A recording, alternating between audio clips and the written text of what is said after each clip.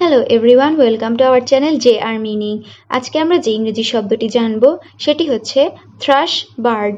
এর বাংলা অর্থগুলি হচ্ছে কথাকলি, বুলবুল। নিচের দুইটি উদাহরণ দেওয়া হলো। প্রথম উদাহরণটি হচ্ছে the thrush bird sings in a sweet melody.